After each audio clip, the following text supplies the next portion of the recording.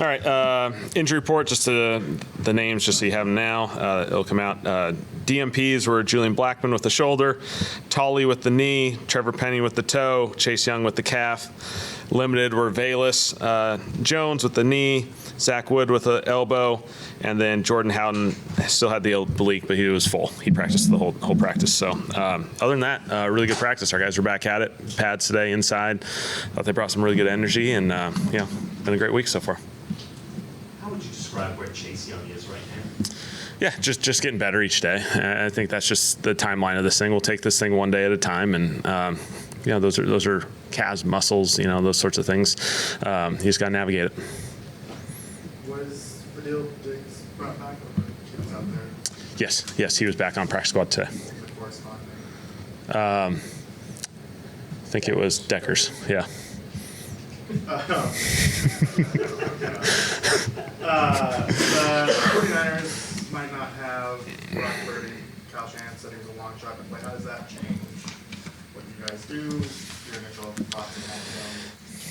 Yeah, obviously, Brock's a phenomenal quarterback in this league, and I think, obviously, when he's rolling, they're really hard to defend, and so, I think structurally, I think they'll still have a lot of advantages, a lot of opportunities within that system, and certainly, Christian in the backfield is going to have a huge impact on this game, and so, we'll just have to see how this thing progresses with those guys, but understand, I think their capacity and the different things they can do is still not going to be limited.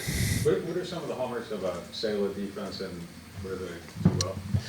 Yeah, I think they do a really good job of playing together. It's a really fast, physical. It's a play style. Most teams in our league really aspire to have the play style that Robert's always created on the defensive side. And so, their front, with Chris Kassur kind of leading the charge there for all these years, he does a phenomenal job with just the finish, the effort. They play the quarterback, the rush plans really, really well.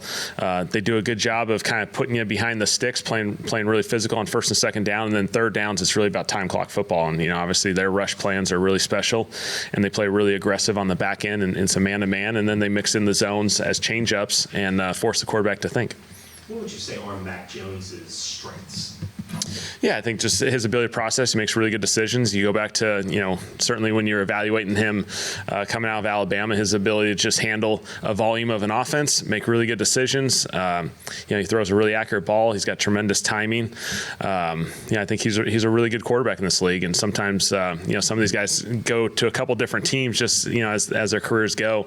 And he's still had plenty of success in this league. He's been, his rookie year, he's a Pro Bowler. And so, he'll be a really talented quarterback out there still, no matter what the circumstances. Was Brock being considered a long shot to play? I mean, how does that impact preparation? Do you have to prepare for both guys? Does it make things overly complicated?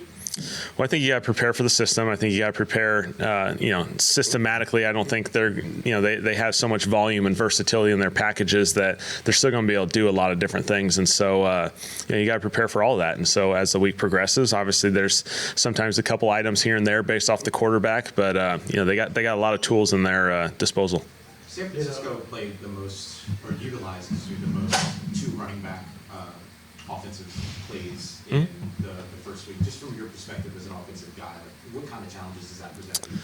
Yeah, it's the same thing like last week when we were talking about Arizona and their ability to play multiple sets with the tight ends. I think when they have two running backs and Christian, and Kyle certainly, their ability to line up in all the different pieces. And so just because you're in, what's listed as 21 personnel by no means means the standard menu of 21 personnel formations. They can play in all the different sets and structures. And so it puts a lot of stress on your ability to handle all those different things within just a simple play call on the defensive side, because there's all those potentials. When y'all were approaching Justin Reed in free agency, how important was his just envisioning putting him in this defense?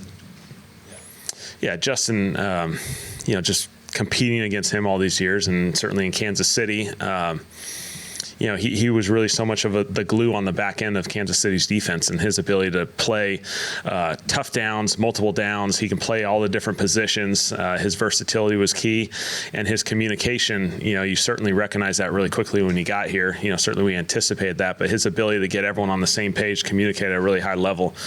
He's one of our big-time leaders in this organization. He's a really special person, so we feel fortunate to have him. When you interviewed Staley, what did he tell you about his year with the 49ers? How do you think that helped him?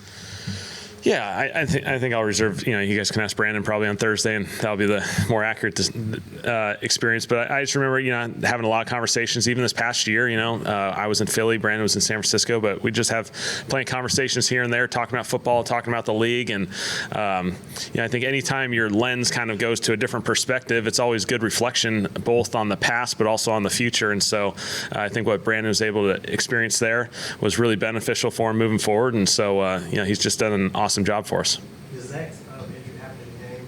How hard of a position is that to try to place him back? Yeah, there's always these guys working on the side in the emergency situation, and so just something that popped up, and so he was just limited a little bit, and so we'll see how it goes. You talked about the penalties on Monday. What have y'all been doing in practice this week to kind of, help fix that, and what's going into that process? Obviously, there's an emphasis. We got to have an action plan associated with it, and so we certainly talked a lot about it. We had officials out at practice today. We'll have them out tomorrow just to help us with the communication aspect there, and I thought that was really good, really valuable for our guys to get a lot of eyes on it and not miss any little detail that may come up, and so I thought that was beneficial for our guys. Planning to have officials, or is that in response? We hadn't had them just because it's usually guys who are officiating college at this point, and so their schedules are a little bit challenging. Fortunately, we were able to get it organized for today and tomorrow. Did that surprise you when you look back at it now, a little time to think about it? Did all the penalties, when you look at it, was that surprising to you saying that? It's not something we anticipate, and the big thing is so many of them are within our control. There's judgmental penalties we can all debate, never ending. But the clear and defined, yes, no ones at the pre-snap in particular, those just can't happen. And so that's the main part we got to eliminate. What makes McCaffrey specifically so difficult to defend? I'm sure every coach isn't playing. Yeah, versatility obviously jumps out. He can do everything in the offense that they would ask. I mean, route tree is just like a receiver. Running game, I think in his running game, you just see the patience and the sudden burst, which is really special. I think he has so many teach tape examples of how he runs the runs and kind of baits defense linemen or linebackers and sets up blocks at a really high level. And so you see that. And then in the pass game, now he's catching the ball and playing out in space, and you have to make these open field tackles on him, which are really difficult. Yeah, chance to talk to Blake about his kick. He said the operation was kind of rushed because it was hard to make that penalty in the play. And he kind of was thinking maybe in hindsight he wished he would have taken the play game. Are you okay the kicker making that call like that? Yeah, we've talked through all these different scenarios there. I think just us communicating. It was the one that Shaheed had the ball in the end zone, and so. Kind of put us in a little spot where there was just a little bit of negotiation there, and so talking through those situations, and so certainly something we've talked about. Is a play caller, is Fred Warner one of those guys that you kind of got to have a plan specifically for, and does he bring anything special pre-snaps as far as trying to call stuff out? Yeah, I think there's A, just phenomenal player. B, play recognition shows up all over the film. His ability to diagnose and anticipate what's coming. And then the third part to me that jumps out is his ability to attack the football. Obviously, I think he's one of the highest forced fumble guys in our league. He attacks the football like no other. The rest of their team tries to replicate it, but he's ultimately leading the charge. And then his ability to play downfield and create some interception opportunities and play in space. He's had, when I was in Dallas, we competed against him a number of times, and it just felt like his ability to run with tight ends and even receivers down the middle of the field is just really special. How is Terrell Burgess doing? Is he kind of in position to? Yeah, he's doing well. Yeah, he's doing well. He's done a nice job, and so feel good with where he's at. What would you say the main factor in this particular game was for Alvin only having 2 targets and even with such heavy passing off? Yeah, I think we got into a little bit of a obvious pass situations too many times, and then got into a little bit of 6-man protection, a little bit just with the different front variations, and so something certainly we want more opportunities for Alvin, and so that was definitely a reflection noted coming out of the game. Aside from the penalties, what other areas are most important for y'all the first game? It's just going to come down to situational football. The third downs, offensively, we got to be in more manageable ones. Defensively, when we are in an advantageous spot, we got to knock them down. And so, we did have a few missed ops there. And then the, defense had a backed up situation. We missed that op. That was really correlated to a third down. And then really the red zone on offense, we just got to, get there and then finish it out with touchdowns. Do you anticipate Burgess coming up to be active? He's got a chance. We got a couple DBs. Obviously, there's a roster spot there that we'll have to make a decision on and bring someone up. And so we'll see how it all plays out. When Julian's injury happens, do you give Tyron a call? See if We have not, but yeah. Is that kind of a replacement do you have baked in, or do you have kind of conversations throughout the week? Is this the best option? Like, how does that process? With who to bring up? Replacing Julian, just who fills it? Yeah. I mean, Jonas is going to do an awesome job. I mean, Jonas is prepared, ready. He's done a phenomenal job this whole entire training camp, preseason games. There's other guys that'll rotate in there as well. We're not going to put all the weight on him, but we feel like we're in a really good position. We felt like we were fortunate to have a little bit of depth in that back end, certainly at the safety position going into this thing. And you never want these circumstances to present themselves, but they do inevitably. And so we'll see how all this stuff transpires. I know you've obviously done a lot of winning in your career as a player and a coach, so you're not really into moral victories, but is it somewhat encouraging knowing that you guys were just a few yards away from forcing overtime? So maybe, okay, if we just clean up the penalties a little bit next week, we're right there to getting a chance to get in the win column? At this point, you're really we got to get the process right. We got to play the right way, execute the right way, focus on those things.